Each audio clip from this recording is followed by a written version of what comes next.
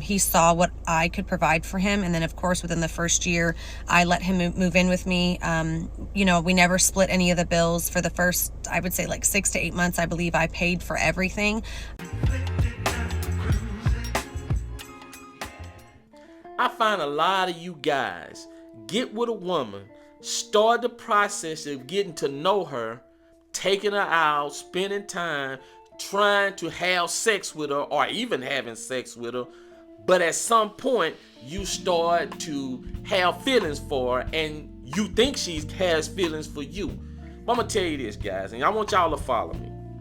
Most of the time when a woman is in the dating process, they're vetting guys for marriage or long-term relationship. Why? Because most women are addicted to the idea of falling in love. Now, they don't stay in love, but they love that process in the beginning of just that lovey-dovey, falling in love euphoria.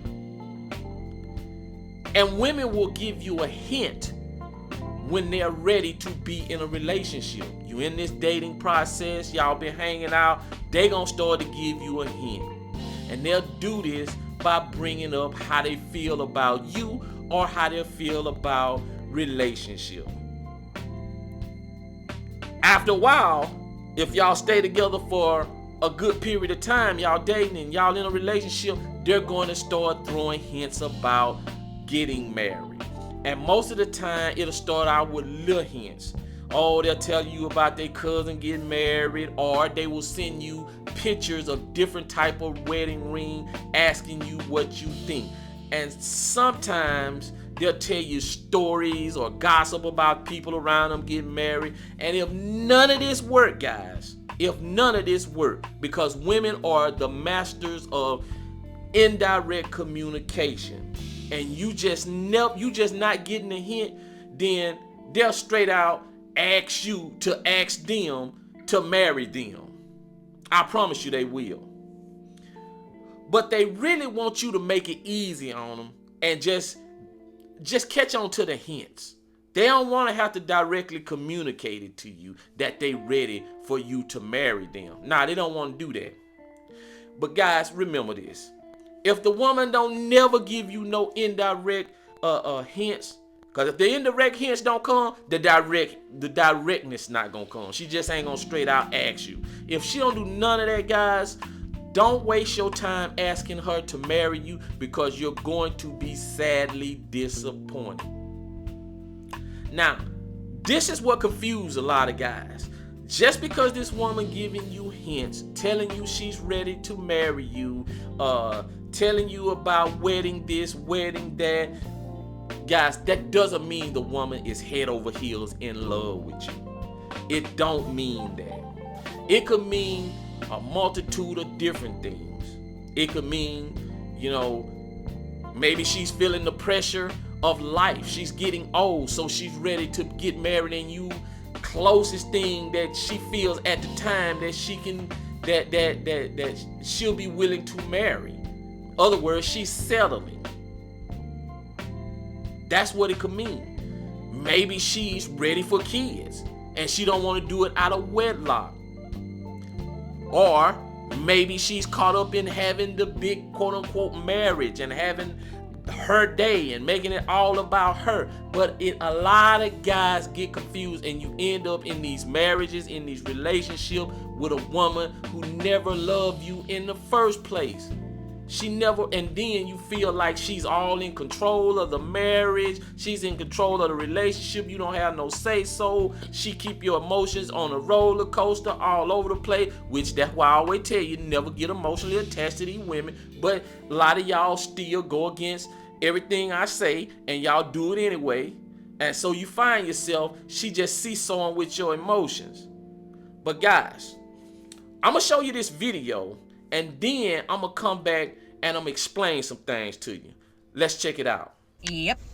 So when I first met my ex, he was in his early 20s and I was in my late 20s.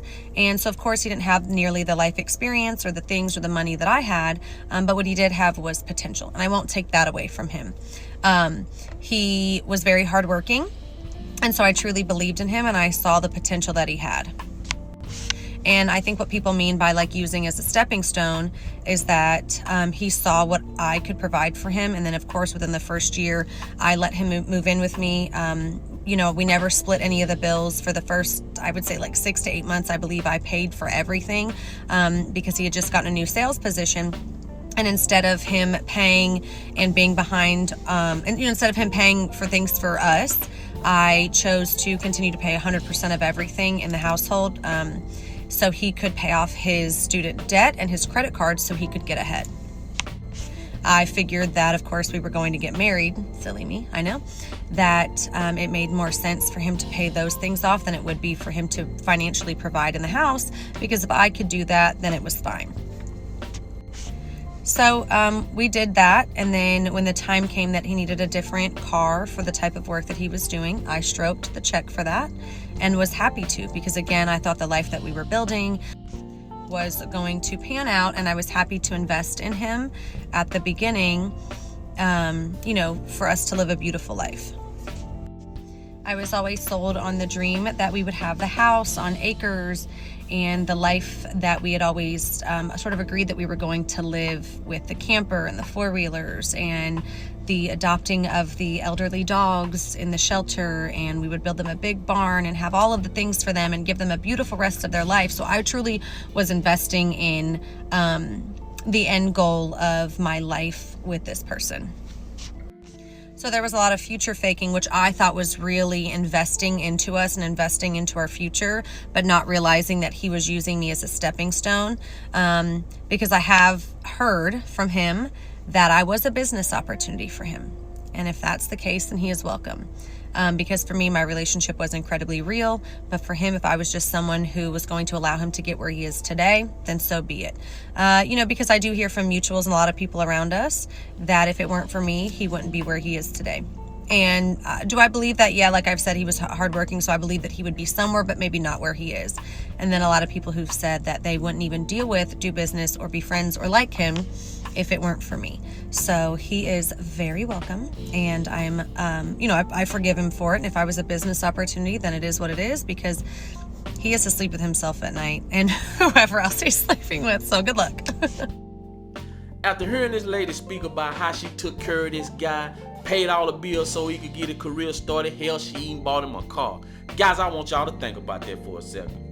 First of all, you know she ain't finna do that for a man that she could take a lead. Basically, a guy that, it's okay if we date, if not, oh well.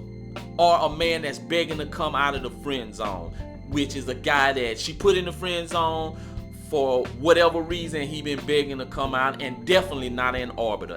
And that's a guy that with all that good morning, good night, sweetheart, all that bullshit every day, and he been doing that for months and months. She not doing it for those kind of guys. But understand something, and this is what gets guys the most confused. A woman can love bomb you like crazy, and she can even be off and on submissive, or she can have sex with you on a regular. But it does not mean that she love you, because with the blink of an eye, she'll be on to the next guy just like that. The one way I knew this woman loved that man is when she started giving him her money. Because as much as you may think women treat their body like something that's a sacred temple, they really don't. That's why so many of them get so touchy when you bring up that topic of high body count. Every time I bring it up on IG, guys, I always have a good live. I'm telling you that now. It's always gonna get wild in that thing. You a beat, guys, and we could just get the analytics on some of these modern day in regards to body count. I promise you, the numbers will be out the roof, and you'll be surprised. For a man that she can take a lead, he is expected to pay all the time. He's expected. Now, you will run into the independent thinking women that be like, well, I'm gonna pay this time because I don't want them to think that there's some strings attached, or he gonna get something after the date or whatever. They'll do it, but they ain't finna be dating you all the time, taking you out. If that's their idea, that they don't want you to pay for them, they ain't gonna be taking you out, and it ain't gonna last long anyway. If you take a lead man, most times you gonna have to pay. Now, also, if you take a lead man, you're going to have to follow a lot of demands too. She going to expect you to follow a lot. She going to have a long list, and you're going to have to follow them one by one, or it's always going to be an issue. You're always going to be coming up short some kind of way. And she's not going to give you the benefit of dating on potential. She ain't finna sit around and wait for you to transform into something that she think you become, because she could just easily just say, you know what, I'm gonna leave you alone and move on to the next person. Now, the man that she's talking about in the video, he don't have to take on no dates. If he do, he gonna spend very little. He doesn't have to have his own place, own car, and he gets to sit around and advance his career on her dime because she's in love with him. And how do we know this? Because she's giving him her money. And these are the type of guys that you up against when you're in a position that you're a take or leave guy. Because you out here trying to bust your ass. You taking on dates, you sending flowers, you calling all the time, staying on the phone, late for work, can't halfway get up in the morning because you been on the phone all night. You doing all this when this dude, he ain't got to do none of this. He ain't got to do none of this. And he get to get the whole thing. He get the full course meal, guys. Now, I ain't telling you to find women to bomb off of and to try to use them for money, because that shit don't work in life no way, guys. And eventually, it's going to catch up with you. But in this case, I'm going to tell you how this normally turns out. When this woman is busting her ass, spending all her money, guy sitting around, he ain't really trying to stop her from doing none of that. He just taking it all in. Yeah, baby, feeding her everything she want to hear. When I get through with my career, you know, we're gonna get a business together, we're gonna get a camper together, we're gonna get land together.